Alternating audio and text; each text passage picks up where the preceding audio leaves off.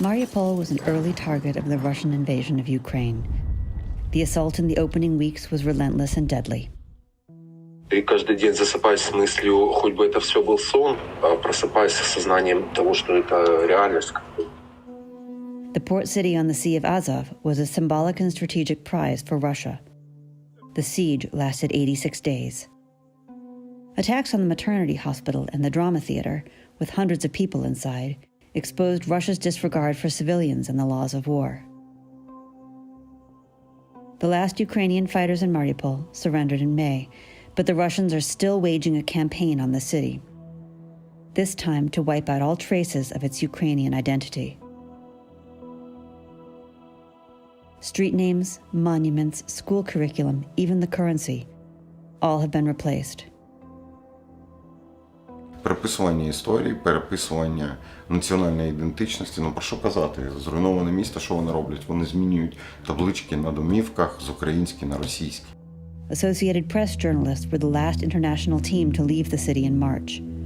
With Mariupol under Russian control for the past 8 months, information and access have been limited.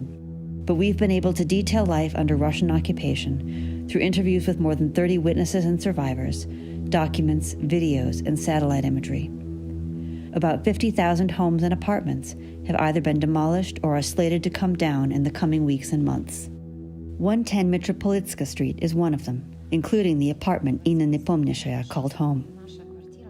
AP witnessed a Russian tank strike her high-rise residential building on March 11th. Neighbors say 2 women in the corner units were killed. Inna and her family were at a shelter when their apartment took a direct hit.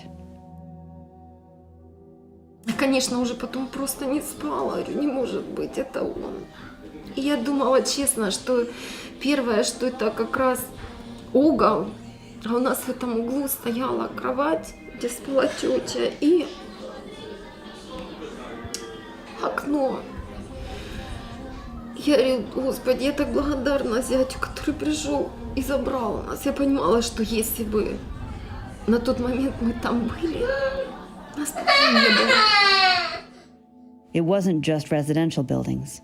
The majority of Mariupol's healthcare facilities were damaged beyond repair.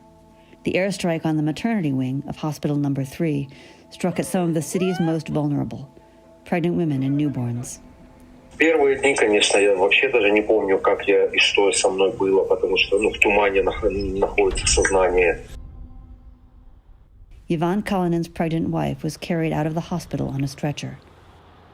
She died that night along with their unborn child. Первое время вообще было очень тяжело. Потом легче не становится, но как-то я живой, легче не знаю вообще, может ли тут стать. There have been no signs of rebuilding the maternity wing, but renovations are underway in other parts of Hospital No. 3 and Hospital No. 2, although most of the medical staff have long since fled. Upwards of 600 people died when the Russians targeted the drama theater, despite the painted sign that there were children sheltering inside. The airstrike left a gaping hole in the heart of the city.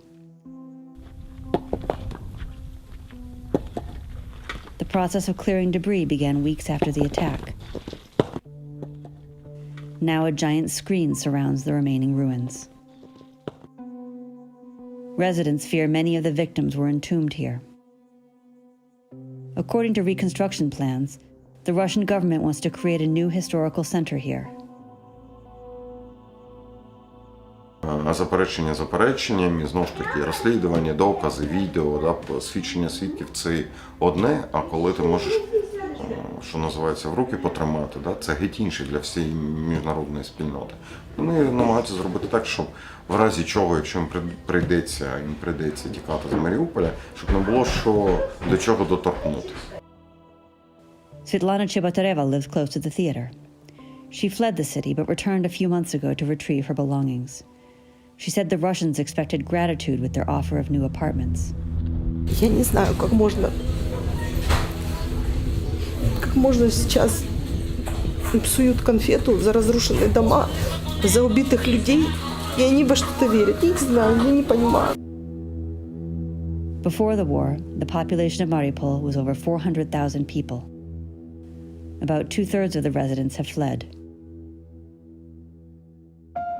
Thousands of Russian soldiers, including some who retreated from areas freed by Ukrainian forces, have turned Mariupol into a garrison. Thousands of Russian construction workers have also filled the city. Они стоят практически пустые. Они позиционируют их там для своих там военных, там медиков, не знаю, там кому. Кое-кому дали, действительно квартиры дали. New buildings are going up, but not on the scale of what was destroyed, or what is needed. But what Russians have not been able to cover up is the enormous human toll from their invasion.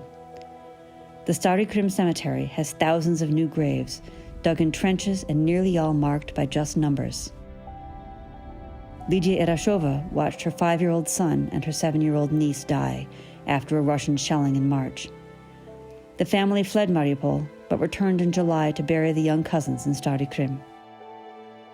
Как мы можем себя чувствовать? Мне, если честно, вообще вот наплевать, что происходит сейчас, честно. Восстанавливает или еще что-то. Это настолько, не знаю, то есть смешно и глупо. И как восстановить мертвый город, там, где на каждом шагу, извините, люди умирали. More than 25,000 Ukrainians are believed to have been killed in Mariupol. Mass death that even the Russians haven't been able to erase.